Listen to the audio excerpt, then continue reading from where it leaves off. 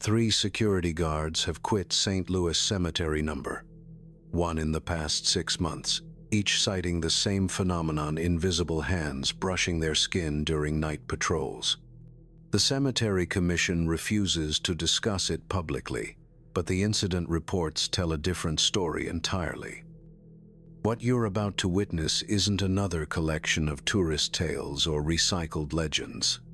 These are the documented encounters that locals whisper about in hushed tones, the ritualistic evidence left behind by midnight visitors, and the audio recordings that captured voices speaking names of the long dead. This is the real story of America's most haunted cemetery, and why some say the dead in New Orleans never truly rest. St. Louis Cemetery number 1 was established in 1789, just 1 year after a fire nearly destroyed the city. It was built in haste, a practical solution to rising death tolls and the city's swampy terrain. Below-ground burials were impossible. Coffins floated back to the surface after heavy rains, so they built upward. Tombs stacked in narrow grids, like streets of the dead. Over time, the cemetery became a labyrinth of history, pain, and secrets. The cemetery holds more than 900 tombs, many of them communal. Generations layered in death, bone upon bone. During the 19th century, the yellow fever epidemic swept through the city, claiming thousands. Entire families were lost in days. The cemetery struggled to contain the bodies. Workers spoke of vaults too full, remains crumbling beneath hastily stacked caskets. The heat and decay warped the tombs, cracking stone and mortar. A foul scent clung to the district for months. Among the buried are soldiers, slaves, merchants, and voodoo practitioners, each with their own stories, none fully told. Racial lines in life were often continued in death. Black citizens, even in death, were segregated, buried in less maintained corners, in unmarked vaults, or beneath the tombs of the forgotten. Voodoo followers, feared and misunderstood, were often denied blessings or prayers, their names omitted from family stones. There are records faded, water-damaged ledgers documenting hundreds buried without identity, prisoners, paupers, and victims of prejudice. Some tombs were reused, others sealed forever after unexplained incidents. Over time, the cemetery grew not just in size, but in silence. Visitors began to report sensations of grief without cause. Curators avoided certain corridors. By the early 20th century, even seasoned caretakers refused to work the night shift. It is this layered suffering, this forced silence, and denied mourning that saturates the cemetery with unrest. Here, history is not preserved. It lingers, it breathes, it watches, and the dead, it seems, have not forgiven how they were treated. The city may have grown around it, but St. Louis Cemetery number 1 remains a wound in the earth. A place not of peace, but of unrest, where the sins of the past whisper louder than the prayers offered above them. Andre Calloway has worked as a night security officer at St. Louis Cemetery number 1 for over 6 years. A former Marine with a sharp gaze and slow, deliberate voice, he is not easily shaken. But when asked about his 3rd year on the job, he pauses. His hands, usually steady, fidget at the edge of the interview table. It was about 2:30 in the morning, January, he begins, eyes fixed on something that is no longer there. The air was wet, too quiet, even for here. Andre had just finished his 2nd patrol, walking from the front gate through the south quadrant of the cemetery. His flashlight beam danced across tombs slick with dew. That night, the batteries drained faster than usual. His radio buzzed with static before going completely dead. At first, he blamed the weather. Then came the footsteps. They weren't far behind me, he says. At first, I thought it was an animal. but they were too heavy, too even, like someone was pacing me. He turned his light back toward the sound, but the narrow corridors were empty, stone and shadow. As he resumed walking, the footsteps began again, closer this time, and echoing just a second behind each of his own. I stopped. It didn't. There was no wind, no movement in the trees outside the walls. Andre's breath caught in his throat when the air around him dropped sharply in temperature, as though he had stepped into a freezer. Then, from behind a large double vault tomb, he heard whispering, not English, a soft chanting in French Creole, too rhythmic to be random. "I know that language," he said. "My grandmother used to speak it when she prayed." As he approached the tomb, something pushed him firm and cold. He stumbled forward, catching himself on the edge of the vault. No one was there. His flashlight flickered violently and then shut off entirely. Andre refuses to patrol the northeast quadrant of the cemetery now. He says something lingers there, watching, waiting. It's not just ghosts. It's aware. It knows who steps where, and it does not forget disrespect. He has never filed a report. No one would believe it, he says. But if you walk alone out there at night, something will walk with you. Her name echoes through the alleyways of the French Quarter, whispered with reverence, fear, and longing. Marie Laveau, the Voodoo Queen of New Orleans. In life, she was a healer, a midwife, a spiritual leader, and a woman of color who held the ear of judges and politicians alike. In death, her power has only grown. Born in 1801, Marie Laveau rose from humble beginnings to become a figure of immense influence. She walked the line between Catholicism and West African spiritual practice, blending traditions into something both feared and needed. People lined up outside her home on St. Anne Street for cures, blessings, and rituals. Wealthy and poor, black and white, her reach knew no boundary. And when she died in 1881, thousands followed her funeral procession. But even then, some claimed she never really left. Her final resting place is said to be Tomb 347, a modest white stone vault in St. Louis Cemetery No. 1. But there is no official marking, only layers of red X's, candle wax, and offerings, coins, rum, hair ties, flowers. Some visitors kneel in silence.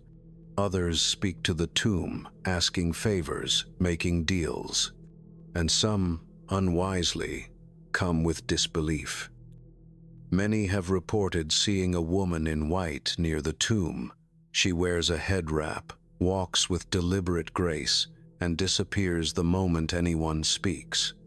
Others describe hearing soft prayers in French Creole behind them, only to turn and find no one there. Tour guides speak cautiously of a shadow that moves between the tombs without casting a sound. Paranormal researchers who set up infrared cameras around the site often report malfunctioning equipment. Batteries drain, audio files become corrupted. One team, after mocking the ritual marks on her tomb, returned to find their tires slashed, no sign of forced entry. That night, 2 members awoke in separate hotel rooms to the same nightmare, a woman standing over them, her hand on their chest, whispering asterisk, "You were warned, asterisk." Those who approach with sincerity often report a different sensation, a sudden calm, even protection. But the message is always clear. Marie Laveau is not a legend. She is a presence. She hears, she remembers, and when the hour is right, she answers. Emily Richards was a travel blogger known for chasing the unusual abandoned towns, haunted hotels, midnight graveyards. When she booked a late-night private tour of St. Louis Cemetery No. 1, she saw it as another opportunity to debunk myth with flair. "I was fascinated by the whole Voodoo Queen legend," she explained in a later interview. I thought I could get some eerie footage and maybe stir up some clicks. She walked through the cemetery with a handheld camera and a backpack filled with gadgets. The guide gave her space, trailing behind while she wandered toward tomb 347. The air was heavy, humid, and oddly quiet. Emily crouched near the offerings piled in front of the tomb coins. Beads, rust-colored candles burned low. She snorted, muttering, "People actually believe this?" As she leaned in to record, her camera glitched. The lens refused to focus, jumping between black and blurry. She smacked it, frustrated, and laughed nervously. Then she knocked over one of the candles with her boot. The glass jar cracked, spilling wax across the stone. In that moment, the temperature shifted. The sweat on her back cooled to ice. "I heard something behind me," she said, breathing, close, like someone was just over my shoulder. She turned, heart pounding. Nothing. No footsteps. No tourists. Just stillness. Then her phone, which she had left recording audio, captured a voice. A woman's whisper, close to the microphone, unmistakable. Asterisk. 3 steps back. Asterisk. Emily froze. "I thought I imagined it, until I played the audio later. You can hear it, clear as day. And then, I felt it." Pain bloomed across her back like fire. She reached under her shirt and touched skin. 3 shallow scratches stretched across her shoulder blades. No blood, but raw and burning. She hadn't leaned on anything. No one had touched her. She left the cemetery shaking, barely able to breathe. That night, she vomited in her hotel room. The dreams began the next week. Candles, shadows, a woman watching her from the corner of every room. She never returned to New Orleans. "I used to laugh at this stuff," she said. "Now I listen when places go quiet." Among the locals who still walk the edges of St. Louis Cemetery No. 1, there is a belief older than the gates themselves. They say the dead do not rest here, they listen. Not out of malice, but out of memory. The cemetery is described not as haunted in the usual sense, but as awake. Voodoo practitioners and spiritual historians speak of listening grounds, places where rituals have been repeated for generations, creating energetic imprints too strong to fade. In these places, intention echoes. Some believe the cemetery's core rituals, especially those performed near Marie Laveau's tomb, have formed a kind of spiritual magnet, one that attracts not just the desperate, but the dead themselves. There is a term passed down through whispered lessons, spirit echo, asterisk. It is the idea that powerful emotional energy, grief, rage, desperation can imprint moments onto stone, causing time to loop. These echoes are not ghosts in the traditional sense, but fragments reliving the most emotionally potent seconds of their existence. Some psychics claim Marie Laveau herself acts as a gatekeeper. They describe her as protective, but volatile when approached with disrespect. To those who bring offerings and speak softly, there is calm. To those who mock or disturb the rituals, there are consequences. Sudden illness, visions, nights of weeping dreams.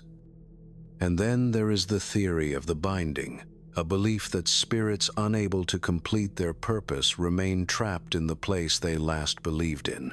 In St. Louis Cemetery No. 1, many died believing in ritual, in love, in justice. When those things were denied, their spirits stayed, waiting for someone to listen, or for the ritual to finally finish. She is known only by the name whispered through the oldest corners of the French Quarter, the Screaming Widow. Her story drifts between history and legend, but those who've heard her cries say the truth is not in books, it is in the air. Her name, according to fragmented parish records, was Isabelle Toussaint. She lived in New Orleans in the early 1802, a seamstress married to a young dock worker named Louis. They were poor but devoted, their love well known among neighbors. In the spring of 1823, Louis drowned when a schooner overturned in the Mississippi.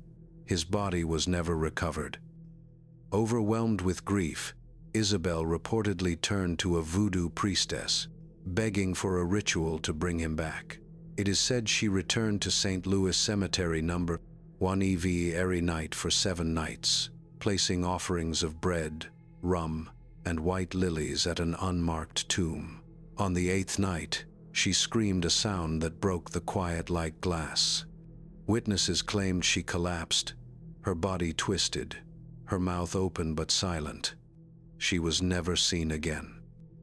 Today, visitors to the cemetery sometimes hear a woman's sobbing carried on windless nights. It begins faintly, like someone far away. Then it swells long, mournful wails that rise from the eastern wall near a collapsed vault overgrown with ivy. The cries are said to carry an unbearable sadness, sharp enough to draw tears from even the indifferent. Some have seen her, a woman in a faded gray dress, stumbling barefoot across stone paths, her hands pressed to her chest. She is always crying, always searching. Paranormal investigators recorded an EVP near her reported path. The audio, enhanced later, captured a voice repeating a phrase in French, asterisk, "Bring him back. I'll do anything. Please. Asterisk." One guide reported a tourist who encountered the screaming widow near closing hours. The woman froze, then dropped to her knees and wept uncontrollably, unable to explain why. Her husband said she had never cried like that in her life. She refused to speak during the entire flight home. Some ghosts rage, others watch, but the screaming widow grieves, and her sorrow is a wound that time has not dared to close. On the night of the 14th of April, 2022, a professional paranormal team from Baton Rouge arrived at St. Louis Cemetery No. 1 with special permission to conduct a limited overnight investigation. The group, calling themselves Crescent Paranormal Research, brought thermal imaging cameras, EMF detectors, and audio recording equipment. Their focus: to capture unexplainable activity near Tomb 347 and the Eastern Vault ruins, both long rumored to be epicenters of phenomena. At 2:13 a.m., their thermal camera, placed on a static tripod facing the northeast passage, recorded a disturbance. A human-shaped heat signature rose slowly from behind a row of tombs, crossed approximately 20 feet of open space, then vanished without dissipating. The motion was deliberate, slow steps, arms at its sides. No other living person was in the cemetery at the time. Investigators immediately reviewed the footage on site and confirmed the anomaly. Simultaneously, an EVP session conducted near the Screaming Widow's vault picked up a low, whispering chant. The voice was female, soft, and layered beneath ambient sound. After digital enhancement, the phrase repeated became clear, asterisk, "I see you. I see you." Asterisk. One researcher, Margot Diaz, reported feeling a hand graze her neck during the session, cold, light, and without breath. It was like fingers. I flinched, turned around. Nothing there, but I swear something was watching through me. Within 20 minutes of the incident, 2 handheld cameras failed. One researcher collapsed unexpectedly, describing an overwhelming sensation of grief and dizziness. When he regained consciousness, he asked, "Did someone just die?" A question that startled the rest of the crew. The footage was later uploaded to their official site and has since gained traction among serious investigators. It is one of the clearest captures of a full-body thermal signature ever recorded in the cemetery. The team has not returned. When asked why, their lead investigator simply replied, "She knows we were there. Once is enough." As activity escalates in frequency and clarity, those who watch from a distance wonder what has changed. But those who've stepped inside the gates know some things do not wait to be found. They choose when to be seen. By daylight, St. Louis Cemetery No. 1 seems almost still. The walls are whitewashed, the tombs quiet under the burden of centuries. But beneath the surface, staff and guides speak in cautious tones. The site is no longer freely accessible. Since 2015, visitors can only enter with a licensed tour guide, a decision made for both preservation and safety. Not all of that safety is physical. Some tombs are permanently sealed, marked in the tour maps only as closed for conservation. But according to current groundskeeper Leon Hartley, those closures are about more than structural decay. We've had workers refuse to go back after certain shifts, he explains. They come out pale, rattled, say they heard voices, or felt someone following them through the rows. Electronic failures are common. Tour guides report batteries draining within minutes. Flashlights flicker at the same 3 turns every night. Audio equipment shorts out near tomb 347, and even modern smartphones struggle to record clean video near the eastern wall. It's like the place rejects technology, one guide remarks. Or maybe it's rejecting us. In recent months, restoration crews attempting to repair sunken walkways reported tools vanishing from locked boxes. One man quit mid-project after claiming to see a woman in white vanish behind a mausoleum. When he gave chase, he ended up lost in a section he knew intimately, twisting paths he swore didn't exist hours earlier. Tour guides now avoid leading groups past certain tombs after sunset. Some sections are bypassed altogether without explanation. Visitors have collapsed from sudden nausea. Others have broken into tears at the sound of weeping they insist is real, though no one else hears it. Every attempt to modernize, clean, or reclaim the space seems to awaken something buried just beneath the stone. The whispers are more frequent, the shadows linger longer, and those who leave often carry something with them: a dream, a chill, a name whispered as they wake. St. Louis Cemetery No. 1 is not just history preserved, it is history unfinished. And some say, with growing certainty, that the dead are not ready to be forgotten. There are places in this world that hold on to memory like breath trapped in stone. St. Louis Cemetery No. 1 is one of them. It does not just remember names and dates, it remembers pain, injustice, and the desperation of those who died unseen. It remembers the rituals whispered into the earth, the cries that never found peace, the footsteps that never stopped.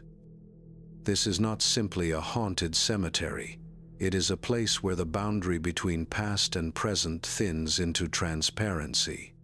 The Voodoo Queen, the Screaming Widow, and the Silent Gate Watcher each are more than spirits.